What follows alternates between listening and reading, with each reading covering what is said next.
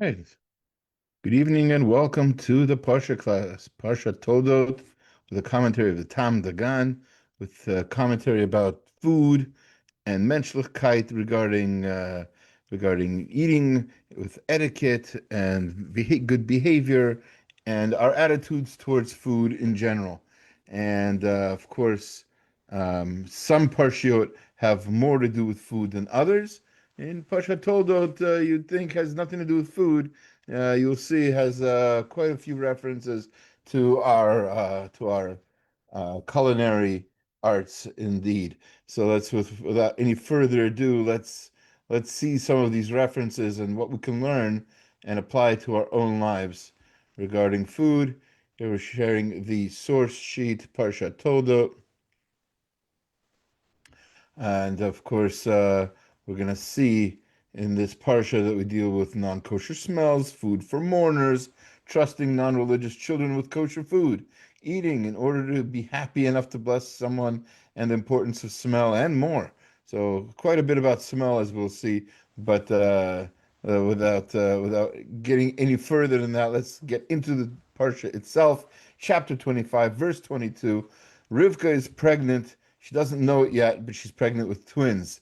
So it says, "V'yirotzutzu habanim bikirba." Inside her womb, the children, the boys were running, were fighting, struggling, whatever it is. V'tomer imkain lama ze anochi. And she said, if this is the way it's supposed to be, if then why did all of this happen? Why did I do everything I did to get to this point? What was the point of it all? V'telech lidrosh et Hashem, and she went to ask from Hashem what to do. And of course, the Midrash says that she went to Shem, the son of Noach, who had a yeshiva at the time, to ask of him what Hashem wanted from her. And so with that, let's read some of the commentary. Part of what confused Rivka about her difficult pregnancy is that her seemingly single fetus, she didn't know it was twins, were overly active both when she passed a place of purity and a place of impurity. Pregnancy can be difficult for many women, and passing by places that emit certain energies or smells can impact a woman's pregnancy. Chazal teach that a pregnant woman who smells forbidden meat, causing her to crave it, should have a thin straw with that meat's juice inserted in her mouth. So even though, put it in her mouth, right? So even though usually you wouldn't take something that's forbidden and even at all entertain the idea of being in any way surrounded by it. Here we have Chazal are concerned that especially pregnant women, they have certain needs, and not fulfilling those needs could actually be dangerous for their health, to the point where, in this case, even that this juice is allowed to be somehow this non-kosher juice is allowed to be, spritzed into her. So if her craving dissipates, good, and if not, one may feed her the gravy of that forbidden food. If her craving is satisfied, again at that point, good, and if not, then one should feed her the fat of the forbidden food itself. According to halacha, we lichatchila ideally consider the smell of a food as part of the food, but b'di'evad after the fact consider it inconsequential. Others, however, point out that the bracha said on smelling musk, the secretion of the non-kosher musk deer, it's not kosher, even though it's called a deer, probably is not, is borei minei bisamim. We say a bracha on the smell of musk, even though it's from a non-kosher animal. What's going on? I thought we're not supposed to smell non-kosher. So seemingly, besides being allowed to smell this non-kosher food, we even say a blessing on the smell. Ideally, this should not be done if it might arouse one's desire to eat non-kosher food. For example, one who intentionally draws in the smell outside of a non-kosher restaurant might be tempted to go in and eat the food, right? You're outside this delicious smelling non-kosher place. If you're standing out there sniffing away and enjoying it, then it could be that you'll be that you'll want to go in and eat the food. So ideally, we try not to even be tempted like that.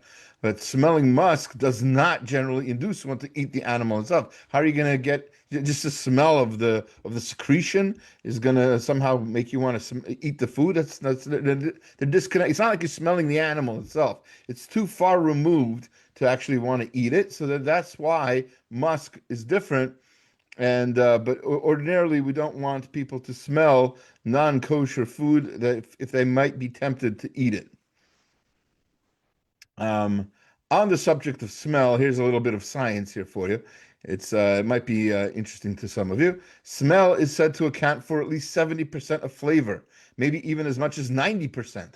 So the thing you like to eat, what you may not know is that what you really enjoy is you enjoy the scent of it. We appreciate this intuitively without often thinking about it. If someone hands you a pot of yogurt and says, "Is this strawberry?" your response will normally be to sniff it, not taste it. This is because strawberry is actually a smell, perceived nasally, not a taste in the mouth. When you eat, most of the aroma reaches you not through the nostrils, but by the back staircase of your nasal passage, which is known as the retronasal route, as opposed to the orthonasal route up your nose. An easy way to experience the limitations of your taste buds is to close your eyes, pinch shut your nostrils, and eat a flavored jelly bean collected blindly from a bowl. You'll instantly apprehend its sweetness, but you almost certainly won't be able to identify its flavor. But open your eyes and nostrils, and its fruity specificity becomes immediately and redolently apparent. That's a quote from Bill Bryson. So scent is very important, and it affects very much how we perceive the world and how we enjoy our food. Very often, one of my children was telling me that in a psychology class, they were asked, or maybe biology class, they were asked which one of your senses would you be most willing to give up, and touch or taste, these sorts of things, and overwhelmingly most people choose smell, thinking that you don't really need it. They're very wrong. Smell, as we'll see, especially by the end of the parsha, God willing, we'll see it's a very relevant, very important part of how we enjoy our world. Okay, we'll skip two psukim down to chapter 25, verse 27. V'yigdalu hanarim, these two boys grew up. They were born. That was the last pasuk. I think they were born and now they grew up.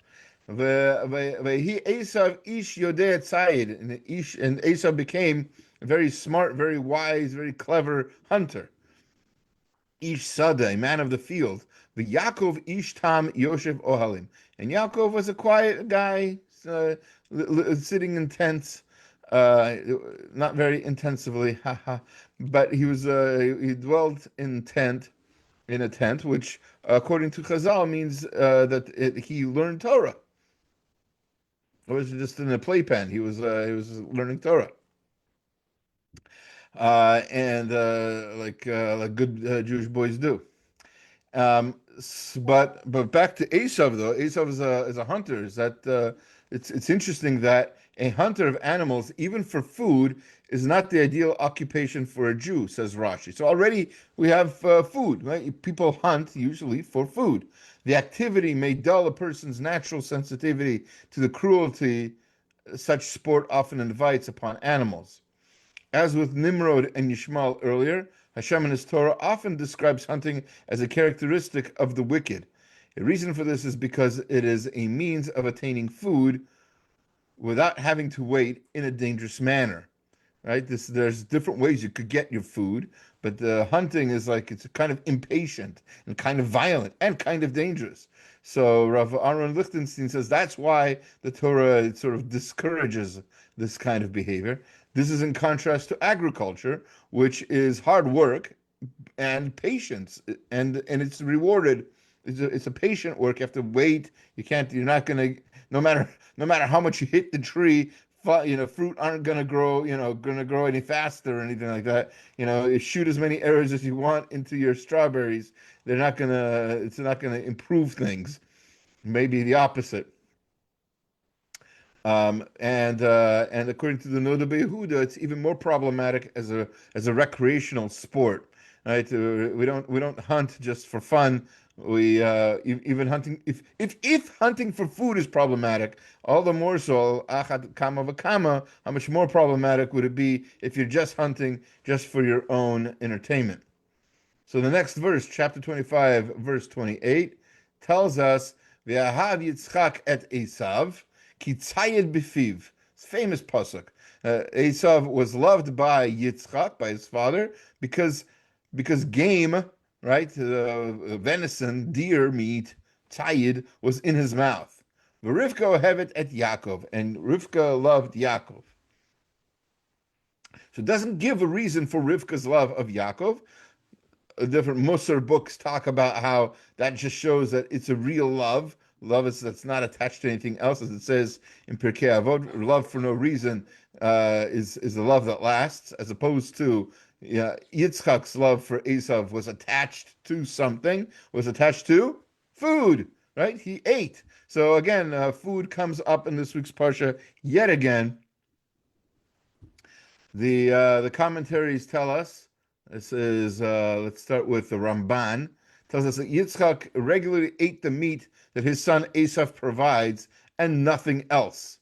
Right? That's all he ate. That's why he loved him so much. Esav provided Yitzchak with everything he ate. Whenever Esav finds good meat or wine, he brings it to his father. Says the Midrash in Bereshit Rabbah. Rivka, on the other hand, did not feel the need to feel indebted for Esav's fancy food because she was entitled to it as Yitzchak's wife, right? She because she was the wife. There's a halacha. This is the Or HaChaim says that that she was entitled to the food. One second. Sometimes we have to do this on the spot, but that's why we do this. That's why we're going through this manuscript together. So,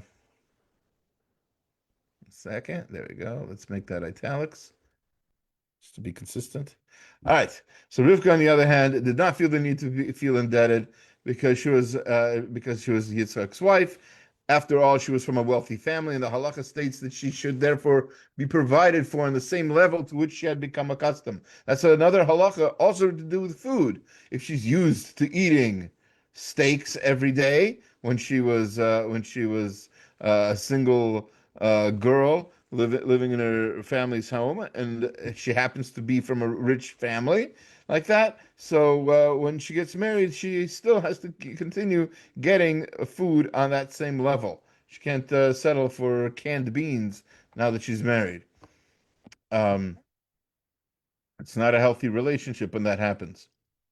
Um, okay, one opinion is that Esav is loved by Yitzhak not because of actual food. Tzayed b'fiv, as we've been translating as food, could also be translated as he was trapped. In other words, Yitzhak he was loved by Yitzhak because Esav traps him into thinking his seemingly penetrating questions indicate a sincere curiosity about Hashem and His Torah. He would ask about the method for tithing straw and salt, items that do not actually require tithing. Esav may have chosen these materials because salt can improve and preserve food. Straw, on the other hand, is hardly ever used in culinary production. Again, we have food.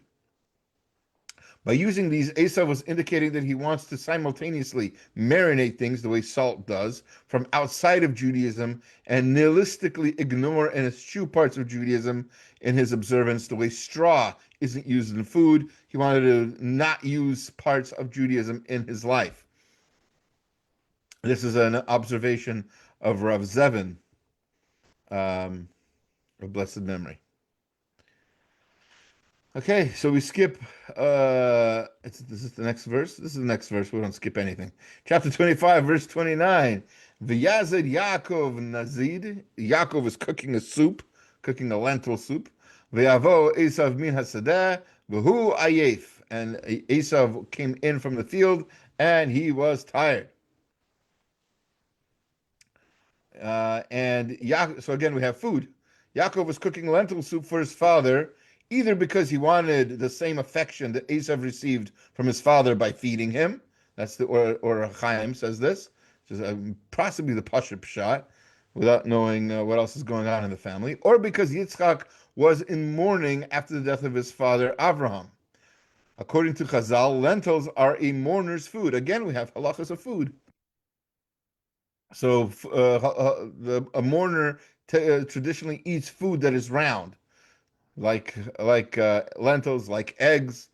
So the reason that lentils are a mourner's food is because they are round like a wheel, and mourning similarly affects everyone eventually, just like a wheel goes around. So too, life and death are circular and they go around. Another reason is that both lentils and mourners don't have a mouth, which is what it says. But what does that mean? That means that lentils do not have a slit, right? They're completely smooth, and mourners do not have the emotional energy to carry on conversations, right? So in that sense, they both do not have a mouth. So again, having to do with food and the parsha, and the very next pasuk also. Right? Vayomer Esav el Yaakov. Esav says to Yaakov, Haliteni na min ha'adom hazeh. Pour for me, pour in my gullet, pour in my throat some of that red stuff. Says Adom twice, red. Ki ayef, I am faint. Anochi, al kain karashimo Edom, and that's why he called his name Edom. He called him possibly he called himself Edom. He seems to have a thing for names. I think the Orachaim also points this out that very often. So like when he gets fooled or when his bracha is taken from him, he says, "Oh, so that's why his name is Yaakov." Right? So he does these plays on words on with people's names on a regular basis. So, commentary here is that each of us must eat like a mensch. We have to eat with a certain kind of decorum. The Talmud would call people who eat in a disgusting, unrefined manner Babylonians or Alexandrians. By calling the lentil soup red stuff, Asaph shows that that he is concerned. Um, He's concerned with the superficial appearances alone and not the food's inner meaning, right? If this soup was made as a mourner's meal, he has no sense of like, oh wow, he didn't read the room at all. He didn't say, oh, well, I guess people are mourning. I guess this is a sad time. No, he's like, I'm hungry. Give me the red stuff, right? So he's that's that sort of behavior. By asking to have it poured down his throat, this showed the lowest form of eating for physical enjoyment alone. It is lowly to even speak about the physical act of eating. When a newly married bride eating in the home of the Chazan Ish complimented the food, he said, "It is bad enough that we have to eat it, but do we have to speak about it too?" That is why Jewish mothers customarily tell their children, "It's time to wash for hamotzi," or "Come in and make a bracha," instead of "Come get your grub," or soup's on, or "Come in and eat," or something like that. So that's sort of just some of our sort of etiquette regarding food. Um, and next pasuk also has to do with food. Vayomer Yaakov Michra Kayom et Bechoratcha li. And Yaakov said, "Sell me your birthright." So it's very important that the soup was not payment for the Bechorah. Everybody thinks that a lot of children when they learn this is they think that it was a trade. It was the food that is customarily served at the close of an agreement, which by the way we'll have later on in the parsha also with the whole story with Avimelech and his general. They after they make an agreement with their father Yitzchak, they also sit down for a meal. So that's normal. When you make an agreement, you sit down and eat together. And that's what this soup was, according to the Rashbam and Rav Yosef Kimchi, etc. So that's it doesn't have to be that the soup was some sort of payment. And then a few psukim later, chapter 25, verse 34, it says, "V'Yakov natan le'Esav lechem unezid adashim v'yochal v'yesht." Yaakov gave Esav bread and the soup of lentils. Here it's clear that it's lentils, by the way. Before it was always just calling it was called Nazid. Now it's Nazid Adashim. It's very clearly lentil soup. And he ate it and he drank. V'yakam v'yelech, and he got up and he left. V'yivez Esav et habchora, and this is how Esav hated or uh, to be v'yivez. That's what's a good word for that? He degraded really the birthright. I'm going to change the word here. Esav disrespected. So Esav disrespects the Bechorah because all he cares about is eating and drinking. Yeah, that's all he does. And the reason the Yitzchak wanted the food is because eating helps a person to be happy. Ah, sorry. That's why I'm a little confused. This is for later, really. All right. So the reason that so Yitzchak also cares a lot about food, as we're going to see later on. He asks for food to give the bracha. So what's the difference? The difference is that Yitzchak wanted the food because eating helps a person to be happy, and thus the person then becomes able to accept the Shechina. It's according to the Ramban and the Ran. Interestingly, Esav's hating the Bechorah is mentioned after he ate. This is because his eating was animalistic and did not have the transformative effect that holy eating could and should have, says Darash David. All right, so then so that's pretty much it for Yaakov and Esav for now. And now the Torah very briefly talks about the life of Yitzchak. He is our most mysterious of the Avot. We know so little about him, but mostly um, he is known for these wells that he dug, that his father had dug. He redigs them. The Plishtim stuffed them up. He tries to fix it, etc. Eventually, they have an agreement after he makes it rich. The Plishtim are pretty much convinced at that point that he is blessed and he's worthy of having as an ally, etc. But he's blessed, says Hashem, because Ekev Asher Shema Avraham Bekoli, because Avraham, your father, listened to my voice, V'yishmor Mishmarti Mitzvotai Chukotai V'Torotai. He and he kept my mitzvot. He kept my statutes. He kept my Torahs. Now, on this comment, the word chukotai, Rashi says that um, we keep chukim sometimes without any understanding of why we keep them. Hashem says to do it, and we do it. An example of this is food, and it has to do with kosher, and has to do with pig. There's no logical reason to abstain from pig. It's not supposed to be a disgusting thing. So although the Talmud calls pig the derogatory dvar acher, the other thing, there is no inherent reason for abstaining from eating pig besides the will of the king. In fact, pigs will be kosher after Mashiach comes. This idea is hinted to in the Hebrew word for pig, chazir, which indicates that it was kosher once in the time of Noach and will return chazar to that status in the future. So So there's nothing inherently wrong with pig. Um, and then I just wanted to point out that, as I said before, Yitzchak, after making a deal with Avimelech, V'yas lahem mishteh v'yochlu v'yishtu. He makes to them a feast, and they ate and they drank. To seal a deal, the two parties eat a meal together, and that's the standard way to seal a deal according to the Radak.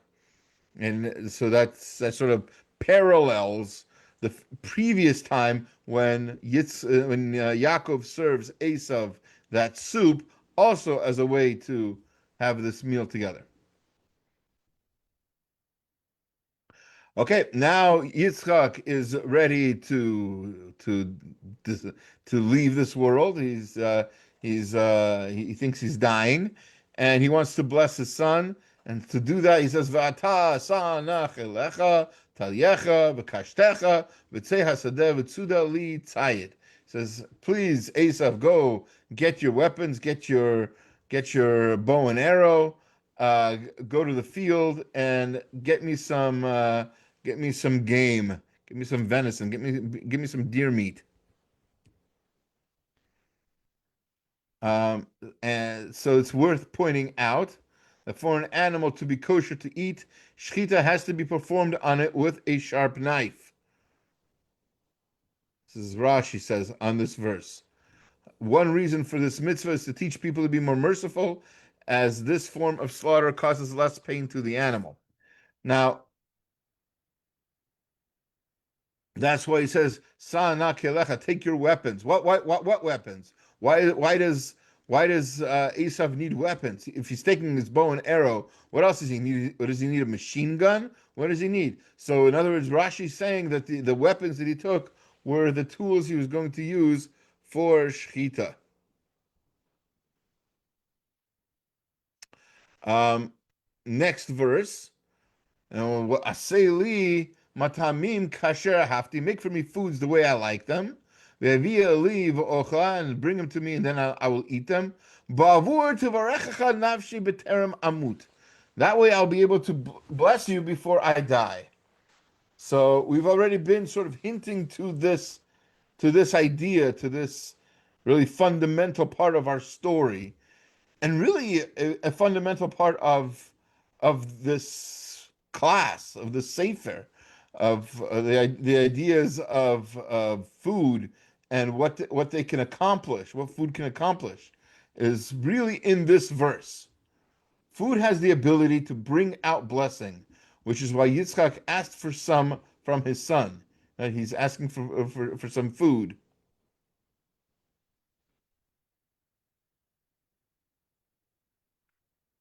Yeah, especially since the food with which Esav fed Yitzchak was brought with Esav's pure intent in fulfilling the mitzvah of honoring his father.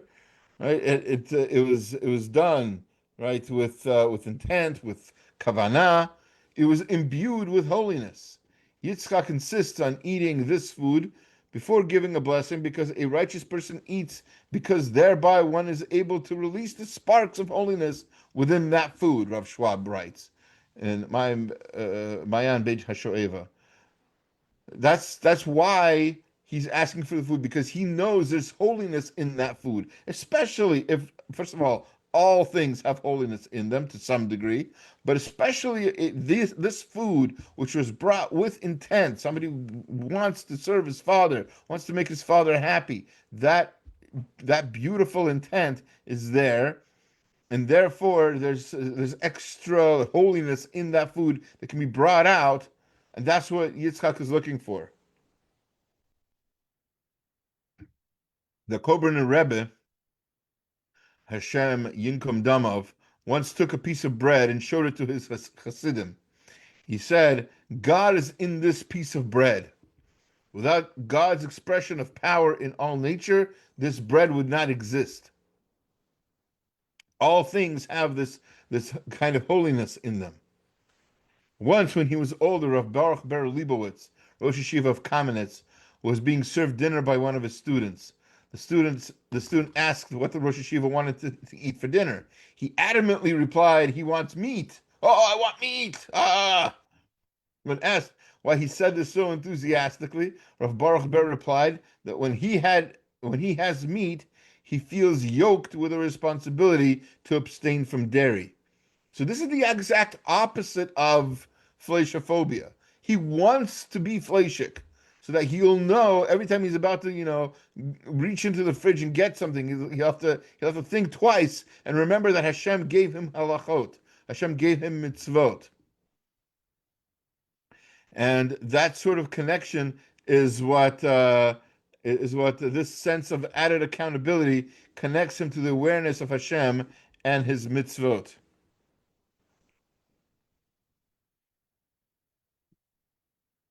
Yeah.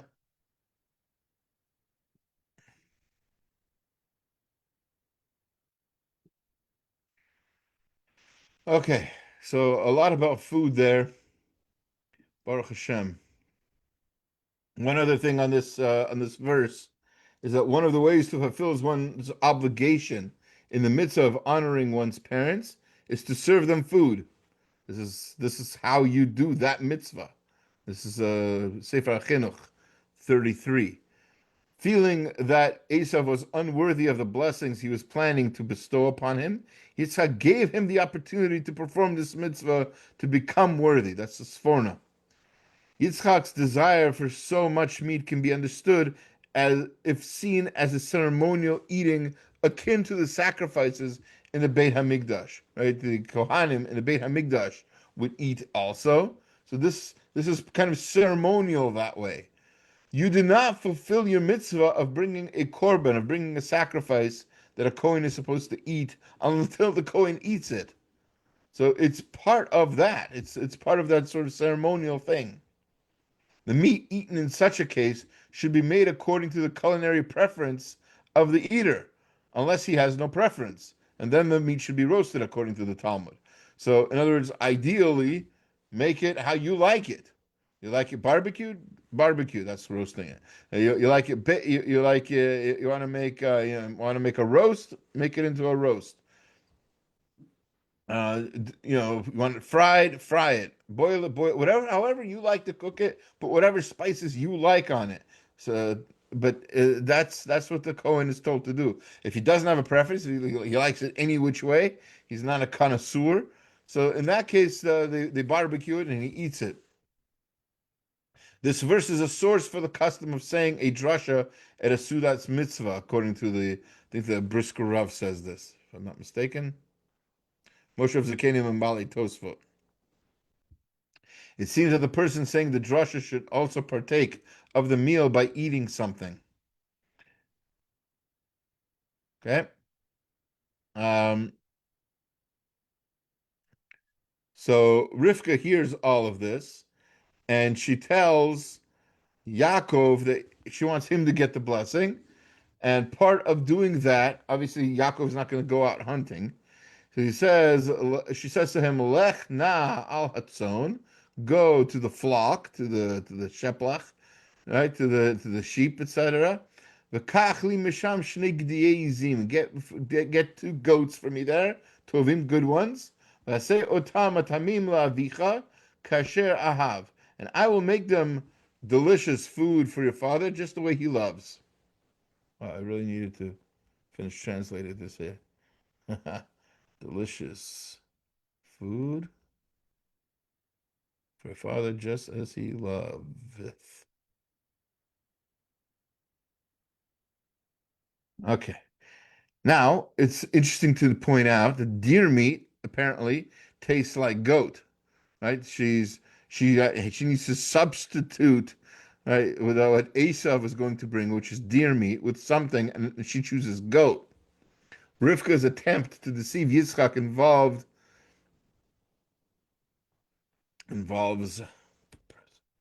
involves fooling him into thinking he is eating deer meat. Beyond that, the food needs to be filled with the same amount of holiness as Esav's food was. Right? We've been talking about this. There's some sort of nitzotzot of kedusha. There's some sort of sparks of holiness in his food, since a tzaddik can be sensitized to the difference.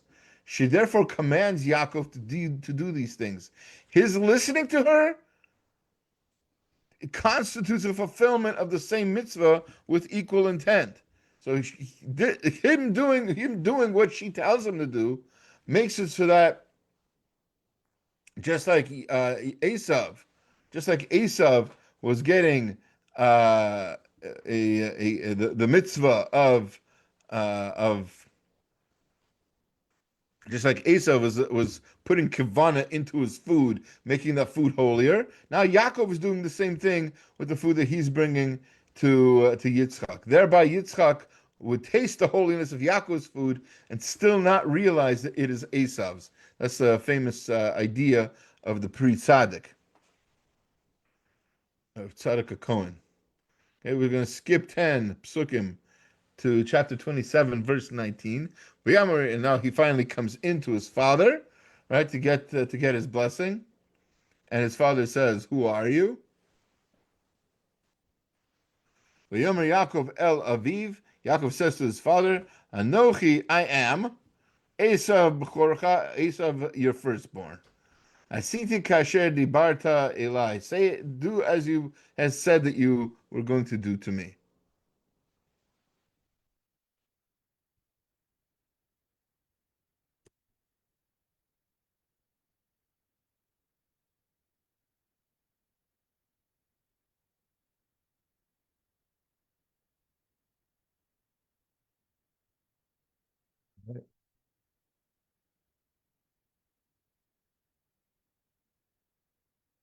Sorry. Arise, please, right? Kum na shva achla mitzedi, and eat of my game, venison, deer meat. Tivarchani nafshech bavur tivarchani nafshech, so that your soul can bless me. So first of all, it is important to sit while eating. Just like we learned in last week's Parsha, it's important to not speak while eating.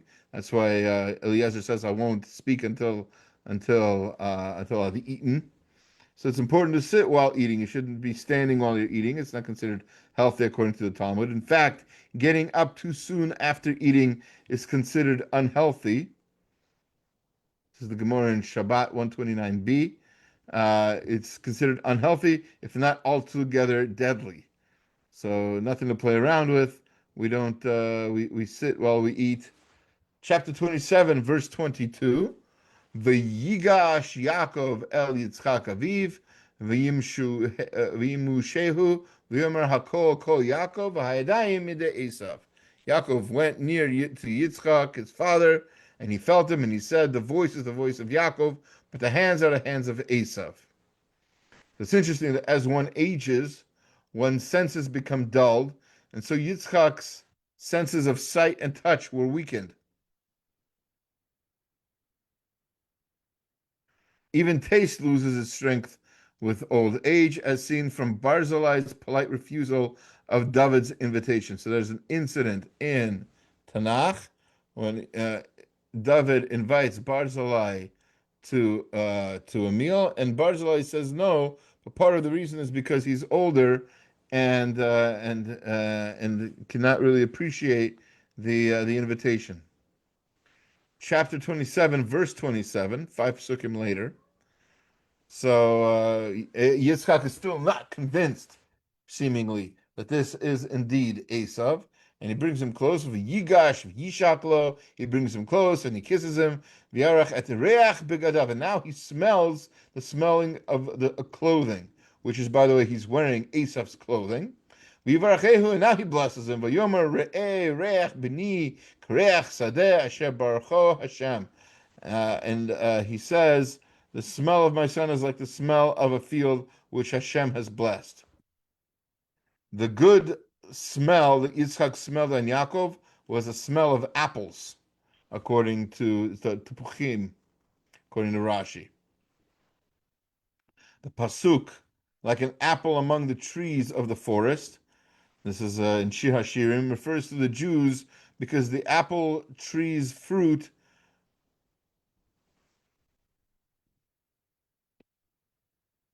comes before their leaves, and the Jews also precede. We will hear with we will do, right? We will do and we will hear. So it's kind of like our fruit is coming out before our leaves do. Yitzhak recognizes this characteristic in Yaakov,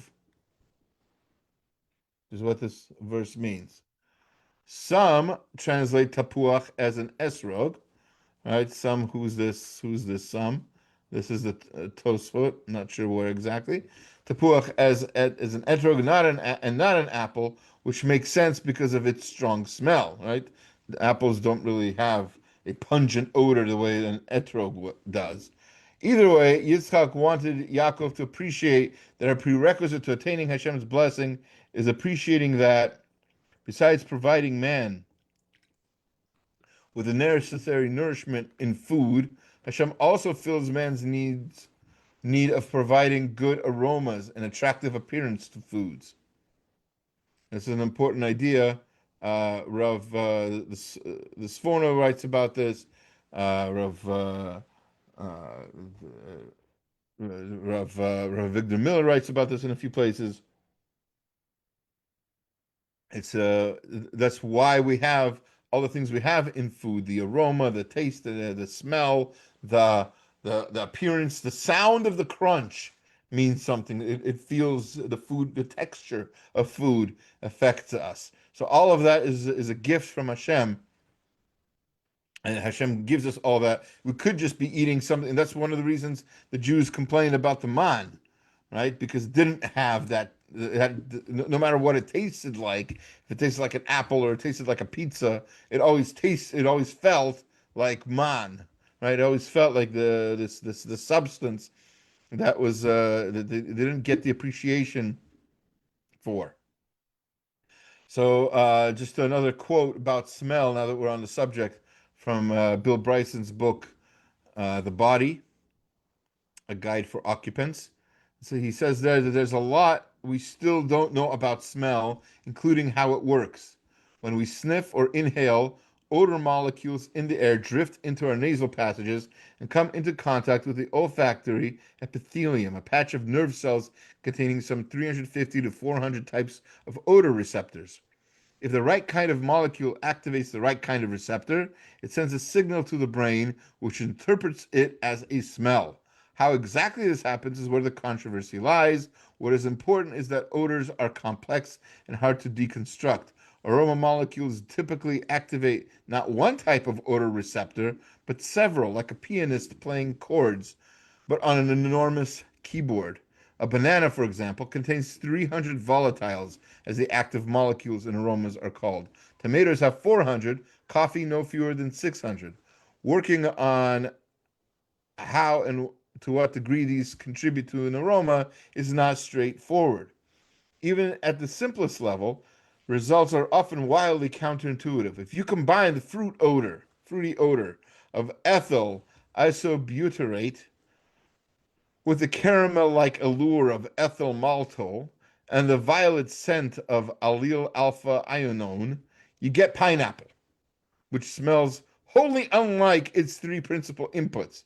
Any one of those three things doesn't smell anything like pineapple, but you put those three together, it smells like pineapple. Still, other chemicals have very different structures but produce the same smell, and no one knows why that happens either. The smell of burned almonds can be produced by 75 different chemical combinations that have nothing in common beyond how the human nose perceives them. Because of the complexities, we're still very much at the beginning of an understanding of it all. The smell of licorice, for instance, was decoded only in 2016. Many other common odors are still to be deciphered. For decades, it was universally agreed that humans can discriminate about 10,000 different smells. But then someone decided to look into the origin of the claim and found that it was first suggested way back in 1927 by two chemical engineers in Boston who simply guessed at it. An interesting and important curiosity of our sense of smell is that it is the only one of the five basic senses not mediated by the hypothalamus. When we smell something, the information, for reasons unknown, goes straight to the olfactory cortex, which is nestled close to the hippocampus, where memories are shaped. And it is thought by some neuroscientists that that may explain why certain odors are so powerfully evocative of memories for us. We are better at detecting odors than most of us realize. In an arresting experiment, researchers at the University of California, Berkeley, dragged a chocolate scent across a huge grassy field and had volunteers try to follow the trail as a bloodhound would, on their hands and knees and with their noses to the ground. Amazingly, about two-thirds of the volunteers were able to follow the scent with considerable accuracy for 5 of 15 smells tested. Humans actually outperformed dogs.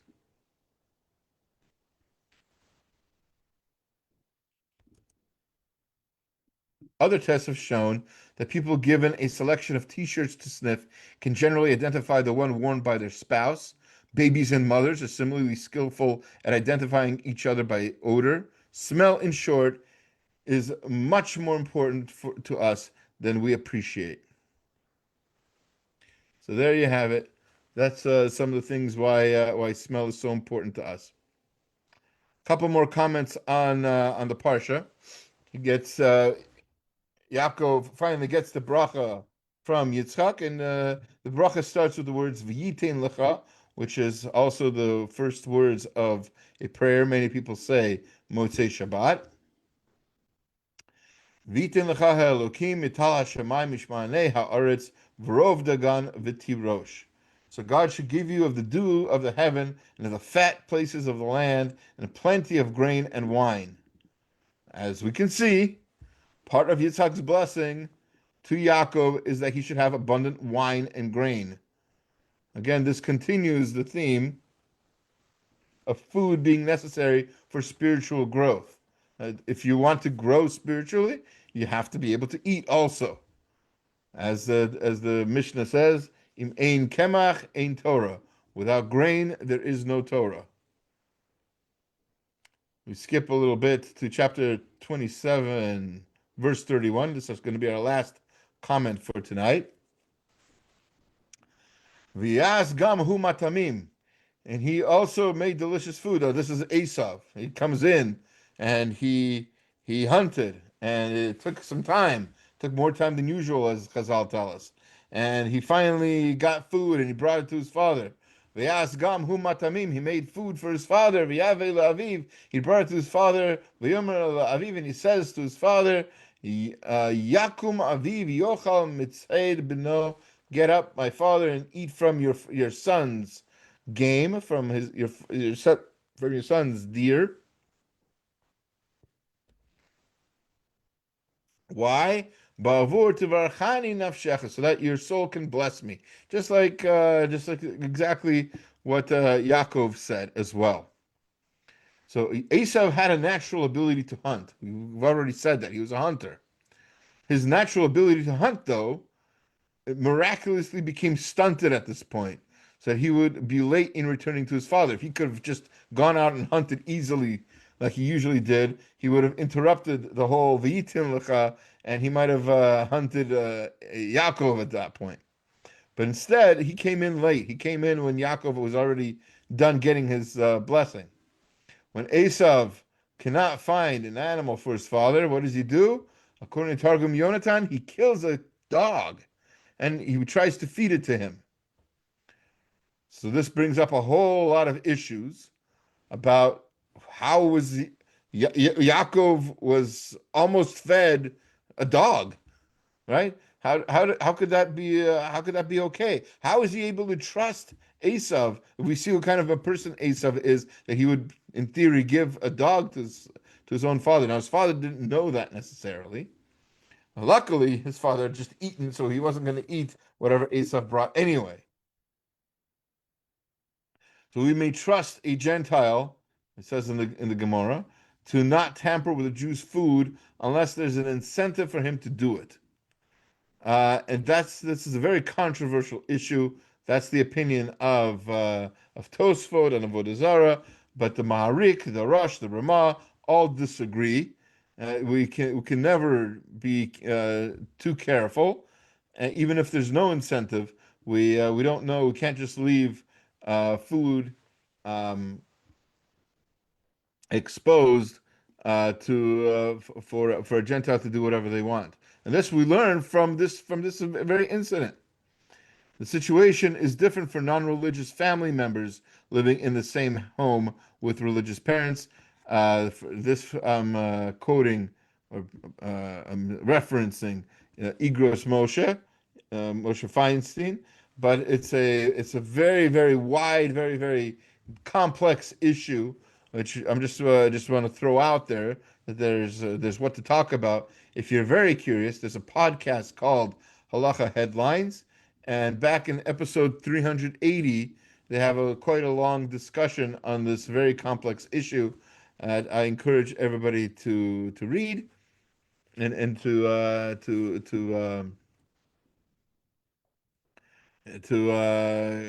get some clarity on how these things work out. In short, without poskening or anything, in short, basically, we can trust. Uh, you have to know your child. If you know that your child doesn't want you to eat treif, so you can trust your child even in a kosher kitchen, if even if they are unfortunately, well, I know, even if they are not holding where you want them to be holding, even if they themselves don't care about kosher for themselves, if you know that they care about kosher for you, you can trust them even unsupervised in your kitchen.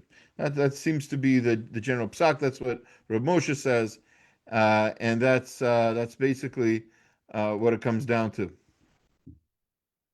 So we see again this parsha seemingly, so it's not called the food parsha, but there's food and lessons in nutrition, lessons in etiquette, lessons in halacha and kashrut that we can learn from every parsha in the Torah as we go through it with Taam Dagan. I want to thank you for listening. We're going to stop the share on Facebook, and if you have any questions, now is a good time to ask them. If you're not with us live, by all means, you can ask them later on YouTube in the comments.